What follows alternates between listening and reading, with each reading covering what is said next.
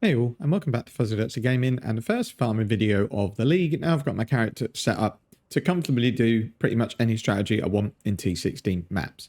So the one we're going to go through is one I initially tried when I was slightly undergeared and it was terrible. Now I've got my gear, I love it. It's taking Maven bosses and using a new keystone that adds more bosses to the map.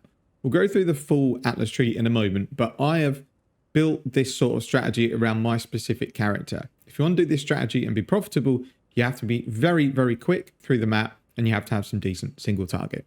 So ideally, you want to be getting to map bosses in around 30 seconds, taking them down. That's kind of it for the map. And then every 10 maps, you do an invitation. So as long as you prepare your maps properly, you should easily be able to do 100 maps in around 2 hours. Obviously, it depends. If you're slower, you might take a bit longer. So when we go through the profit, I'm going to look at it per map rather than per hour because everyone does stuff at different pace. So let's look at the Atlas tree first. And this is a tree. It's basically a wandering path tree. Now, a lot of people will ask why I'm not taking these boss nodes and dropping wandering path. And I've done a bit of testing on it, and I did quite a bit of testing last league, and I had more maps drop in terms of Conqueror, Guardian, and Shaper maps with wandering path overtaking these specific nodes. Because we get so many more maps drop, it's not actually that uncommon for a boss to drop one of these boss maps, as we'll show when we go through the loot at the end. So the only two things you really need in terms of keystones are Wandering Path and Disruptive Play. But what I'd also recommend is taking Shadow Shaping, because this lets you block maps you don't want to drop. So the one downside to this strategy compared to other strategies is you have to run 10 different maps to get the 10 witness bosses. So just to be clear, this keystone, you only get the witness for the boss in the map. So you go on a Strand map, you kill the Strand boss, but it spawns 3 additional bosses. You just get the loot from them. You don't get them witnessed. So you still have to do 10 maps to get your invitation completed. And this keystone shadow shaping works really well. So if we go into my Atlas, you can just see that I've blocked maps that I really don't want to do, mainly because they're either a super, super annoying layout, or most of the time it's because the boss fights take a long time. So Silo, long boss. Infested Valley is a phase boss. Sunken City is as well. Lookout, I just don't like the map. Lava Lake, never doing that. Primordial Blocks, very long map, again, phase boss. Basilica, phase boss. Carcass, phase boss. Battle Pyramid, just not very nice layout. And then Dark Forest, I just hate the boss. So obviously if I had done Cortex, I could block another map, but this has worked absolutely fine. And this league, there's lots of nice maps to do this strategy. So I'm not necessarily bothered about it being a boss rushing map because I've made my character so quick that it can get to the end of the long maps in 20 to 30 seconds as long as I know where the boss is. So really there's only 2 things I look for in bosses. Don't be phased, and we've blocked most of them, and be in a position where I know where the boss is. So either a really easy linear map that's pretty much always the same, you start at A and the boss is at B, or a map that maybe isn't linear, but I know if I hug a wall, I'm going to get to the boss within 30 seconds. So something like Iceberg.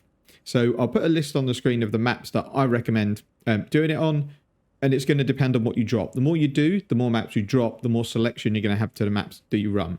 So there's lots of benefits to this strategy. Firstly, is all the drops that we'll go through in a moment. You also build up a ton of Kirat missions. So I've done 100 maps. I think I started with 3 Kirat missions and I've now got 31. So I've got 28 Kirat missions built up over those 100 maps. So you can use these again to use your scouting reports, try and get some unique maps, get some Conqueror maps, get some more fragments. It'll all add to the profit for the strategy. So if you are playing around as champion and you want to run this setup and this Atlas strat, I'm just going to go over the changes that I made to make my character quicker. So the first thing I've done is I've allocated these movement speed nodes on the tree because these give 11% movement speed overall. And then we're obviously taking quick step to move a bit quicker. This tattoo here, loyalty tattoo of Rakiata, is amazing. Someone mentioned it on one of my previous videos. Thanks for pointing it out. This gives you an action speed of, I think, 120%, and it gives it for 12 seconds when you mark a unique enemy. There is a cooldown on it, but it doesn't matter because we're only going to mark a unique enemy at the end of the map. So that means when you get your boss's spawn, you're going to have extra action speed for 12 seconds, which is really, really nice. And then other than that, all my tattoos are really just to balance resistances because my build is a bit of a mess.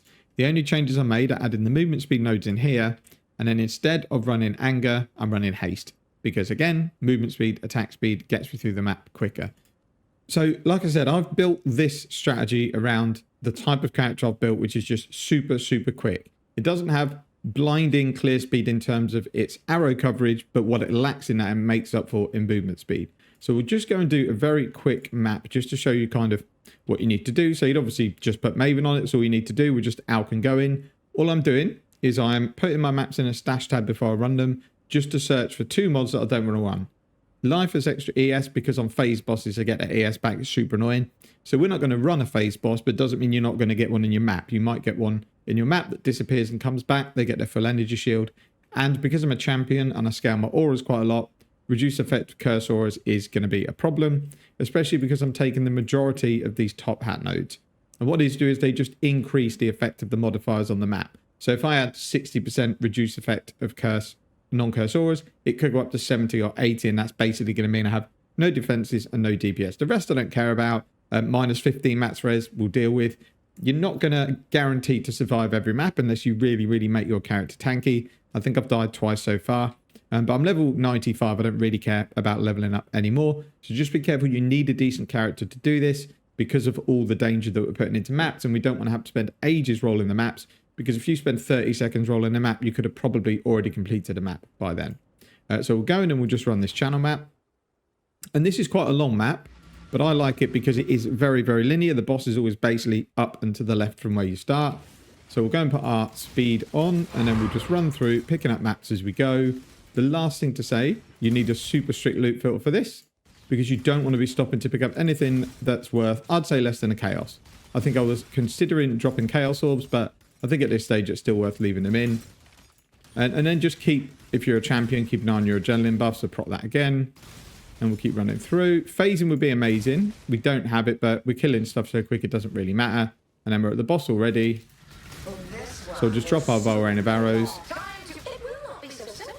And we only got 1 boss. Oh no, we got 2. But we didn't get any loot. So we've got 3 bosses from that.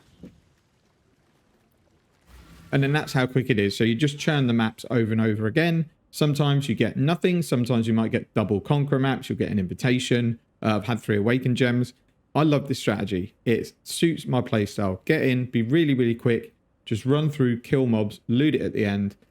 And also the loot is very easy to sell because it's mostly boss maps, Maven, Ritz, and then your Awakened Gems. And you will get some big drops. You'll get the odd Divine Orb, or you might get a unique that's worth some currency. You're always going to get something of value when you're doing this many bosses. Like we're killing 2 to 4 bosses every 30 to 40 seconds. You are going to get some decent loot to drop. So let's go into the stash tab and we'll have a look. So this is my haul from 100 maps. There was also a load of maps. So I think I started with about 50 to 16 maps. We've now got 171. I haven't included these new returns. Obviously, you could if you plan to sell them, but I've just stuck them in here. The maps here I've kept are ones where you get additional implicits on it from the keystone. And it is here. So with shadow shaping, the number of different maps you block with your favorite system, you get 1% chance for your maps to have a special implicit. So at the moment I'm blocking 10. So every 1 in 10 maps, I'm going to get a special implicit on its map. I don't think they're particularly worth anything, but if you did this strategy for days and you built up hundreds of these maps, you might find that you had 30 with essences on them. So you'll just spec essences on the tree and go and run all your maps and make some nice, easy currency. So you can see we had 8 Conqueror maps. We've got 12 Elder Guardian and 13 Shaper Guardians. So overall, you're getting a boss map about 1 in every 3 maps. I've had some unique maps along with a synthesized map. Had 2 invitations. Forgotten, probably not worth anything. Elder Slayers is worth currency. Had a Voidborn key. 2 Orbs of Conflict from the 10-man invitations. Had a Blood Notch from the invitation as well. This is obviously a bit of an anomaly because these are about 1.5 divines, but I didn't drop a divine orb, which I probably would have expected to, so it sort of balances out. 1 Maven's Writ and 3 Splinters. Obviously, Forbidden Tome not worth anything. A few uniques, and then just, yeah, some general bubblegum currency. So the good thing is you could just sell all these maps in bulk to people that want to farm invitations. So just to give you an idea on value, PoE Stack values it, my stash tab, at 8.2 divines. So take off this Blood Notch because you may not drop that, but I do think you're going to get something worth at least a divine or a raw divine. But if you take it off, it's just under 7 divines, and we ran it for 2 hours. So I think 3 to 3.5 divines for a strategy that's brain dead, very quick, no investment whatsoever, very little setup time is really, really good. I think that covers off the video. It's really just to show you guys how my first strategy went. I should be streaming later on today if my new PC turns up, and I'm going to still be running this strategy if people wanted to check it out. But it is a bit of an eyesore to watch because it is just a character absolutely zooming through a map to get to the boss, killing it, getting out and going in. Again, it's not particularly fun to watch, but it is actually fun to play. I love moving quickly, blowing screens up, getting tons of loot drop. That's kind of why I play PoE. That's it for the video. Thanks for watching. Take care and see you in the next one.